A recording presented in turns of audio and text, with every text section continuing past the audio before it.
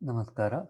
ತಾಂತ್ರಿಕ ಕನ್ನಡ ದೃಶ್ಯಾವಳಿ ಮಾಲಿಕೆಯ ಸಿಗ್ನಲ್ಸ್ ಸಿಸ್ಟಮ್ಸ್ ಮತ್ತು ಸಿಗ್ನಲ್ ಪ್ರಾಸೆಸಿಂಗ್ ಸರಣಿಗೆ ತಮಗೆ ಸ್ವಾಗತ. ಹಿಂದಿನ ತರಗತಿಯಲ್ಲಿ ನಾವು linear time invariant system convolution equation ಬಗ್ಗೆ ಡಿರೈವ್ ಮಾಡಿದ್ವಿ. ಇಂದು ಆ ಕನ್ವಲ್ಯೂಷನ್ನ ಗುಣವಿಶೇಷಣಗಳು ಪ್ರಾಪರ್ಟೀಸ್ ಬಗ್ಗೆ ನೋಡೋಣ.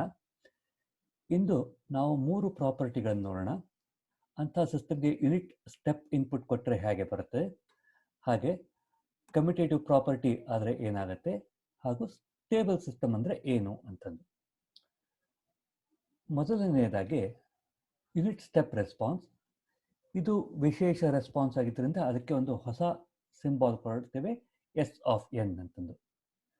ಸೊ ಅಂದರೆ ಯೂನಿಟ್ ಸ್ಟೆಪ್ ಅಂತಂದರೆ ನಮಗೆ ಯು ಆಫ್ ಎನ್ ಕೊಟ್ಟರೆ u of n 1 for n greater than or equal to 0, 0 n less than 0 ಈ ಥರ ಇನ್ಪುಟ್ ಕೊಟ್ಟರೆ ಹೇಗೆ ಬರುತ್ತೆ. ನಮ್ಮ ಸಿಸ್ಟಮ್ ಲೀನಿಯರ್ ಮತ್ತು ಟೈಮ್ ಇನ್ವೇರಿಯಂಟ್ ಇದ್ದಿದ್ದರಿಂದ ಇದಕ್ಕೆ ನಾವು ಹಿಂದೆ ಡಿರೈವ್ ಮಾಡಿದ ರಿಲೇಷನ್ ಡೆಲ್ಟಾ ಆಫ್ ಎನ್ ಮತ್ತು ಯು ಆಫ್ ಎನ್ ರಿಲೇಷನ್ನು ಎಕ್ಸಾಕ್ಟ್ಲಿ ಇಲ್ಲೂ ಅಪ್ಲೈ ಆಗುತ್ತೆ, ಅದೇ ರೀತಿಯಾಗಿ ಇರುತ್ತೆ. ಹಾಗಾಗಿ output should be same as a relation between u of n and delta of n. ಹಿಂದೆ ನಾವು ಹೇಳಿದಾಗೆ ಅಂದರೆ ನಮ್ಮ ಎಸ್ ಆಫ್ ಎನ್ನು summation k going from -infinity to n h of k ಇವುಗಳನ್ನು ಸೇರಿಸಿದ್ರೆ ನಮಗೆ ಎಸ್ ಆಫ್ ಎನ್ ಬರುತ್ತೆ. ಅದೇ ರೀತಿ ಕಂಟಿನ್ಯೂಸ್ ಟೈಮ್ಸ್ ಅಲ್ಲಿ s of t is integration from -infinity to n h of tau d tau. ಎರಡನೆಯದು commutative property. ಅಂದರೆ convolution is commutative ಅಂತಂದು. X convolve with H is same as h convolve with x. ನಮ್ಮ ಗುಣಾಕಾರದಲ್ಲೂ ಹಾಗೆ ಮಾಡ್ತೀವಿ, a into b is same as b into a ಅಂತ. ಕನ್ವಲ್ಯೂಷನಲ್ಲೂ ಹಾಗೆ ಆಗುತ್ತೆ. ಡಿಸ್ಕ್ರೀಟ್ ಟೈಮಲ್ಲಿ x of n convolve with h of n is same as h of n convolve with x of n. ಅಂದರೆ summation k going from -infinity to infinity x of k h of n minus k ಇದು same as summation over k h of k into x of n minus K. ಇದನ್ನು ನಾವು derive ಮಾಡೋಣ. ಇಲ್ಲಿ ಮೊದಲು ನಮ್ಗೆ Y of N convolution ಇದು ಬರೆಯೋಣ.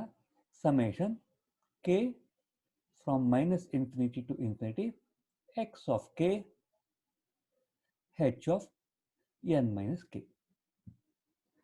ನಾವು ಇದರಲ್ಲಿ ಏನು ಮಾಡಬೇಕು ಅಂತಂದರೆ ಈ n minus k type term ಇಲ್ಲಿ ಬರಬೇಕು, ಈ ಒಂದೇ ಟರ್ಮ್ ಕೆ ಟರ್ಮು ಇಲ್ಲಿ ಬರಬೇಕು.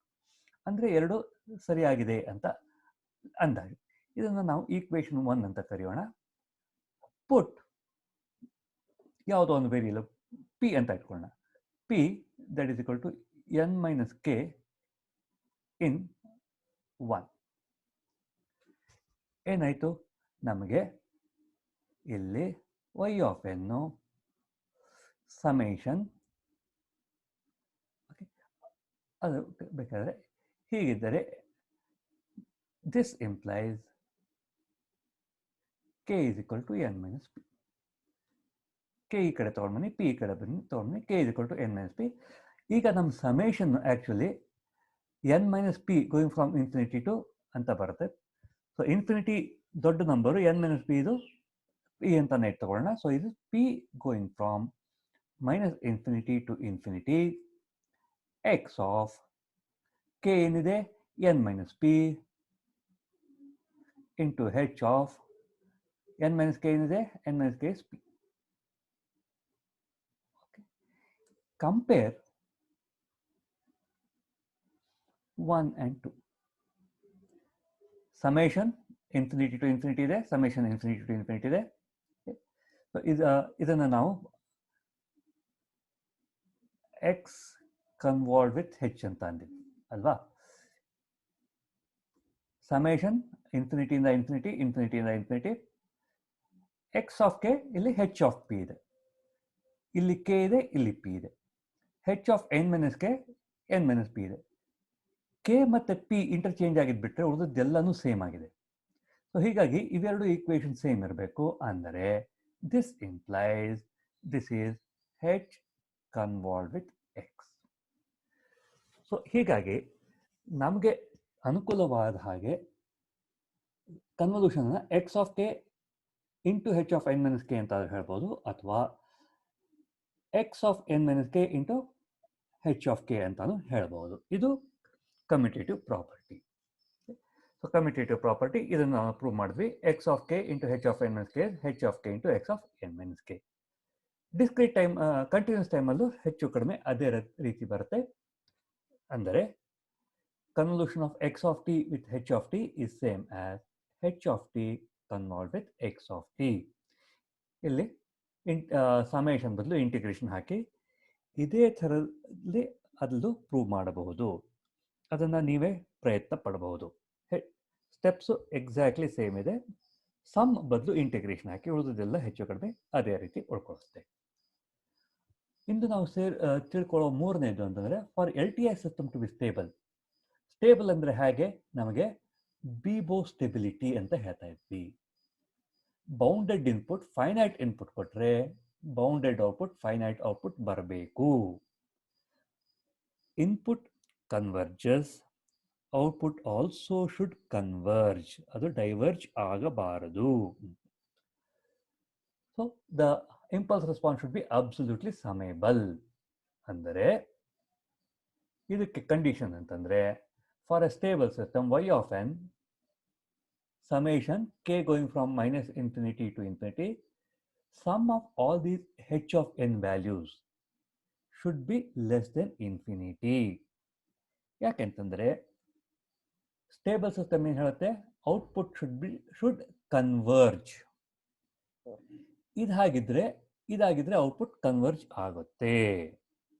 ಇದು ಇಲ್ಲ ಅಂತಂದರೆ, ಯಾವುದೋ ಒಂದು ಕಾನ್ಸ್ಟೆಂಟ್ ಇನ್ಪುಟ್ ಕೊಟ್ಟರೆ ಹೆಚ್ ಆಫ್ ಎನ್ ಜಾಸ್ತಿ ಆಗ್ತಾ ಹೋದರೆ ಇದು ಗ್ರೇಟರ್ ದೆನ್ ಇನ್ಫಿನಿಟಿ ಅಂತ ಹೋಗ್ತಾ ಇದ್ರೆ ಸಿಸ್ಟಮ್ ಅನ್ಸ್ಟೇಬಲ್ ಆಗುತ್ತೆ. ಸೊ ನಾವೊಂದು ಸಿಸ್ಟಮ್ ಡಿಸೈನ್ ಮಾಡಿದ್ರೆ ಅದು ಸ್ಟೇಬಲ್ಲ ಅನ್ಸ್ಟೇಬಲ್ ಅಂತ ನೋಡೋಕ್ಕೆ ಅದರದ್ದು ಇಂಪಲ್ಸ್ ರೆಸ್ಪಾನ್ಸ್ ಸಮೇಷನ್ ಮಾಡಿ ನೋಡಿದ್ರೆ ಏನು ಬರುತ್ತೆ ನೋಡಿ, ಅದು ಸ್ಟೇಬಲ್ ಅಥವಾ ಅನ್ಸ್ಟೇಬಲ್ ಅಂತ ಹೇಳಬಹುದು. ಆರ್ ಸಿ ಕಪಲ್ಡ್ ಆಂಪ್ಲಿಫೈರ್ದ ಹೆಚ್ ಆಫ್ ಎನ್ ತೊಗೊಂಡು ನಾವು ಈ ಥರ ಸಮ್ ಮಾಡಿದ್ರೆ ಅದು ಲೆಸ್ ದೆನ್ ಇನ್ಫಿನಿಟಿ ಅಂದರೆ ಫೈನೈಟ್ ವ್ಯಾಲ್ಯೂ ಇರುತ್ತೆ. ಅದೇ ಒಂದು ಆಸಿಲೇಟರ್ ಸರ್ಕ್ಯೂಟದ್ದು ಹೆಚ್ ಆಫ್ ಎನ್ ತೊಗೊಂಡು ಈ ಥರ ಸಮ್ ಮಾಡಿದ್ರೆ ಅದು ಸಮಥಿಂಗ್ ಡಿವೈಡೆಡ್ ಬೈ 0 ಥರ ಬಂದು ಅದು ಇನ್ಫಿನೈಟ್ ಆಗುತ್ತೆ. ಸೊ ಹೀಗಾಗಿ ಆಸಿಲೇಟರ್ಸು ಅನ್ಸ್ಟೇಬಲ್. ಸೊ ಇಂದಿನ ತರಗತಿಯಲ್ಲಿ ನಾವು 3 ಪ್ರಾಪರ್ಟಿ ಆಫ್ ಕನ್ವಲ್ಯೂಷನ್ ನೋಡಿದ್ವಿ. ಯೂನಿಟ್ ಸ್ಟೆಪ್ ರೆಸ್ಪಾನ್ಸ್, ಇದು same as relation between u and delta, unit step and unit impulse. ಹಾಗೆ commutative property x convolved with h is same as h convolved with x. ಹಾಗೂ stable system ಅಂದರೆ impulse response should be less than infinity, it should converge. ಹಾಗಿದ್ರೆ system stable, ಇಲ್ಲವಾದರೆ system unstable. ಮುಂದಿನ ತರಗತಿಗಳಲ್ಲಿ ನಾವು ಉಳಿದ ಪ್ರಾಪರ್ಟಿಗಳನ್ನು ನೋಡೋಣ. ಧನ್ಯವಾದಗಳು.